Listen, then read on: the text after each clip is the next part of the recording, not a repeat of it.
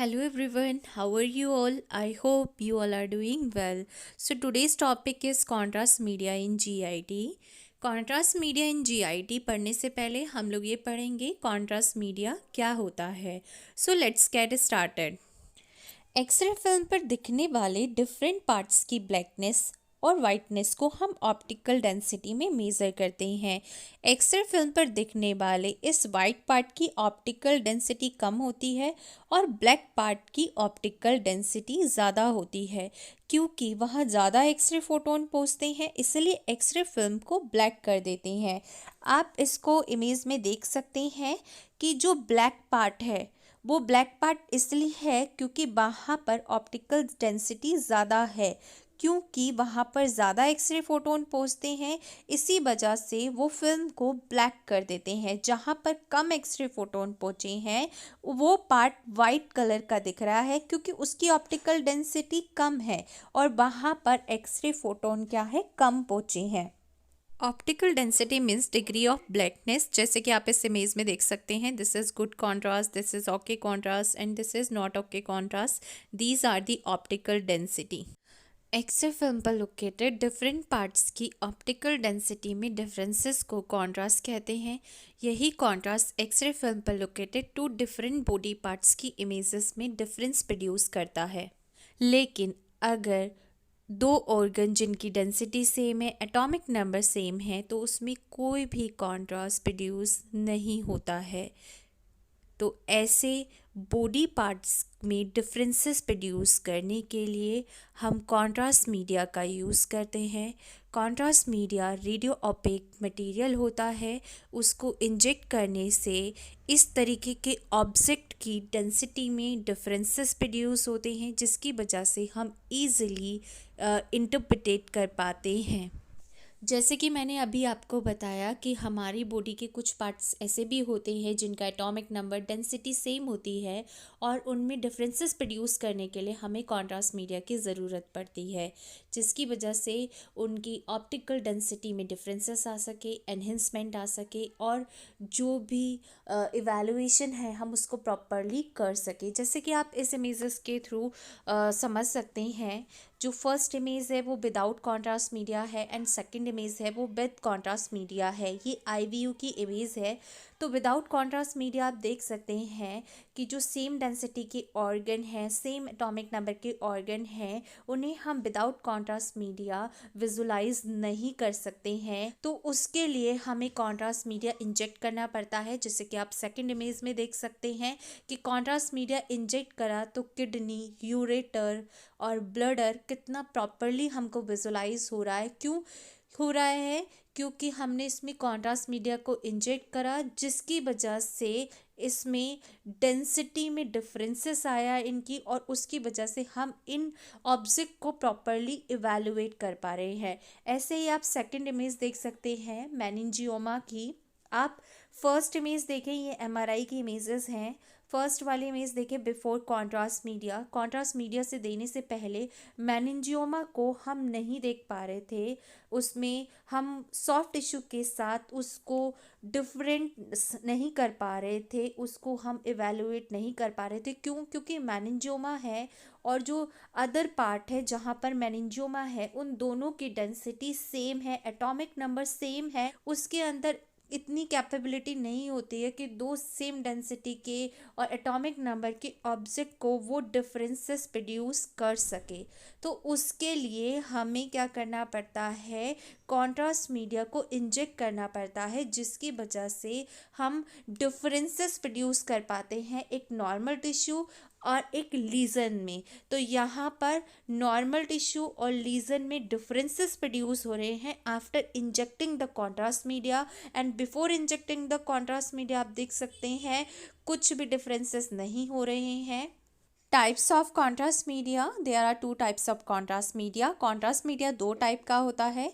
The number one is negative contrast media and the number two is positive contrast media. Positive contrast media जो होता है इसमें barium sulphate, oily contrast media और iodinated contrast media का use होता है. And negative में air and CO2 का यूज़ होता है. तो हम लोगों को जो पढ़ना है वो पढ़ना है कॉन्ट्रास्ट मीडिया इन जीआईटी। तो जीआईटी जो होता है वो पॉजिटिव वेस्ट कॉन्ट्रास्ट मीडिया होता है जिसमें हम बेरियम सल्फेट का यूज़ करते हैं। Now come to our topic, what is contrast media in GIT. GIT की स्टडी के लिए हम बेरियम बेस्ड कॉन्ट्रास्ट मीडिया का यूज़ करते हैं जो कि बेरियम सल्फेट होता है। पहले के टाइम पर जीआईटी स्टडी करने के लिए iodised oil based contrast media का यूज़ करते थे जो कि लिपिडॉल होता था। बट उसकी प्रॉब्लम क्या थी, वो म्यूकोसा कॉटिंग के लिए इनफेक्टिव था, मीन्स कि म्यूकोसल कॉटिंग को एनहेंसमेंट नहीं कर पाता था, प्रॉपरली उसको विजुलाइज नहीं कर पाता था, जिस वजह से प्रेजेंट डे में आज के टाइम पे जीआईटी स्टडी के लिए जिस कॉन्ट्रास्ट मीडिया का यूज़ होता है वो है बेरियम सल्फेट। बेरियम सल्फेट का यूज़ क्यों करते हैं?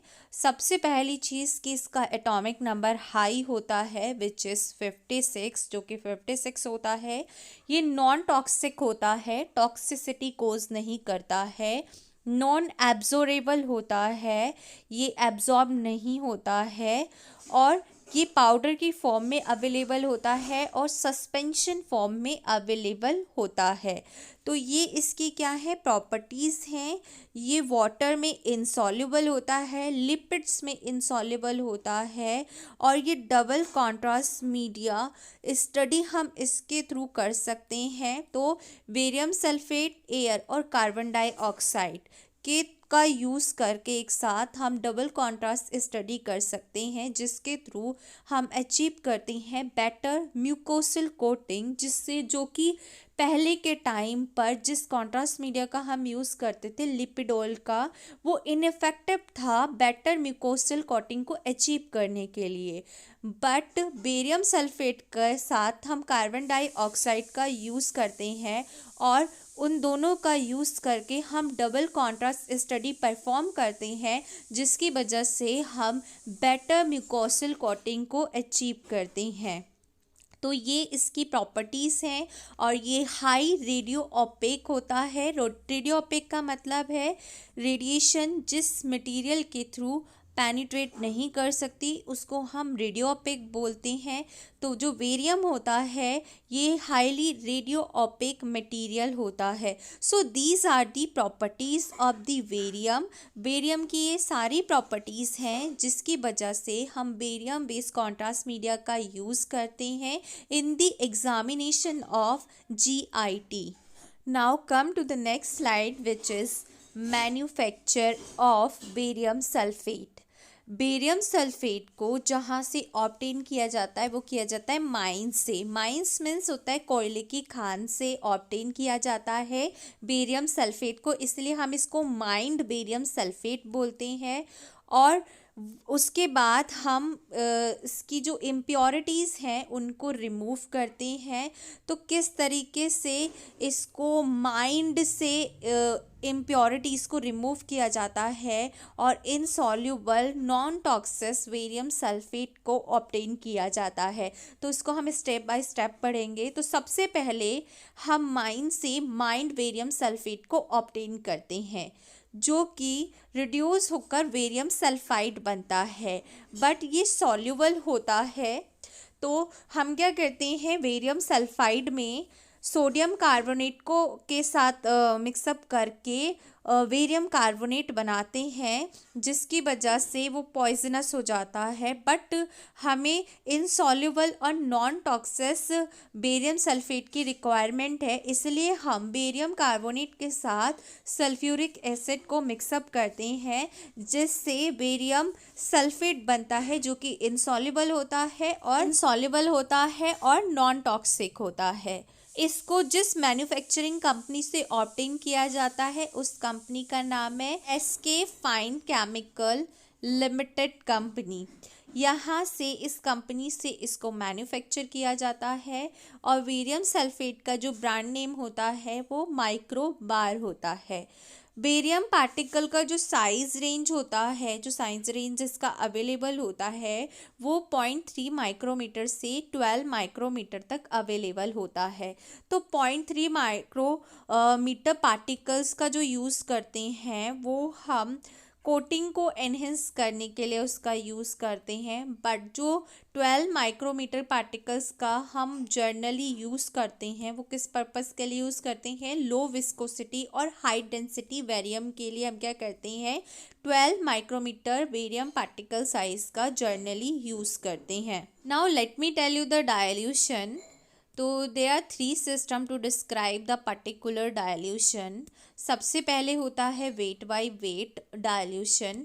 वेट बाय वेट में क्या होता है, इसमें हम बेरियम सल्फेट के वेट के थ्रू और वाटर के वेट के थ्रू क्या करते हैं, टोटल वेट को ऑब्टेन करते हैं। इसमें हम क्या करते हैं 30% सस्पेंशन बनाने के लिए क्या करते हैं 30 ग्राम बेरियम सल्फेट लेते हैं पाउडर की फॉर्म में और 70 ग्राम वाटर लेते हैं, जिसकी वजह से हम ऑब्टेन करते हैं certain total weight which is 100 ग्राम।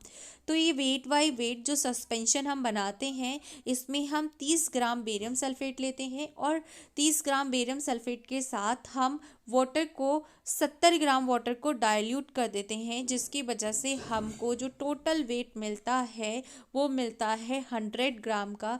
इस तरीके से वेट बाय वेट सस्पेंशन को प्रिपेयर किया जाता है। तो ये फर्स्ट डाइल्यूशन था जिसमें हम बेरियम के साथ वाटर को डाइल्यूट करके सस्पेंशन बनाते हैं वेट बाय वेट के अकॉर्डिंग। इसमें बेरियम सल्फेट भी वेट में होता है और वाटर भी हम इसमें क्या करते हैं वेट में ऐड करते हैं, जिससे हमको सर्टेन टोटल वेट ऑब्टेन होता है। नेक्स्ट डाइल्यूशन है वेट बाय वॉल्यूम। इसमें हम क्या करते हैं टोटल वॉल्यूम को क्या करते हैं ऑब्टेन करते हैं। कैसे ऑब्टेन करते हैं, इसमें हम बेरियम सल्फेट को वेट में लेते हैं और वाटर को हम वॉल्यूम में ऐड करते हैं। वेट जो हम लेते हैं 80 ग्राम वेरियम लेते हैं और इनफ वाटर हम इसमें ऐड करके हम टोटल वॉल्यूम क्या करते हैं इसमें ऐड अप करते हैं।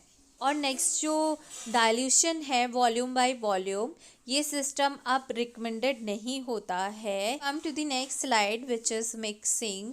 कैसे हम डाइल्यूशन करते हैं, कैसे हम मिक्सिंग करते हैं। तो सबसे इम्पोर्टेंट स्टेप जो है वो ये है कि स्टेबल सस्पेंशन की स्टेबिलिटी के लिए सबसे इम्पोर्टेंट स्टेप ये है कि हमको इसको अप्रॉक्सीमेटली 15 मिनट तक क्या करना है मिक्सअप करना है। अदरवाइज़ इसकी जो स्टेबिलिटी है उसमें हमको एश्योरिटी नहीं मिल पाएगी। तो to assure a stable suspension we should mixed for at least 15 minute के लिए हमने क्या करना है इसको मिक्स करना है। तो जो बेरियम सल्फेट होता है उसकी जो प्रिपरेशन होती है वो कमर्शियली अवेलेबल होती है, प्रिपेयर्ड किया जाता है इंडिया में और ये मैन्युफैक्चर्ड होता है एसके फाइन केमिकल एलटीडी के थ्रू और इसका ब्रांड नेम है माइक्रोबार। That's all about for today. Thank you for watching. Rest will be discussed in the next video lecture. Thank you.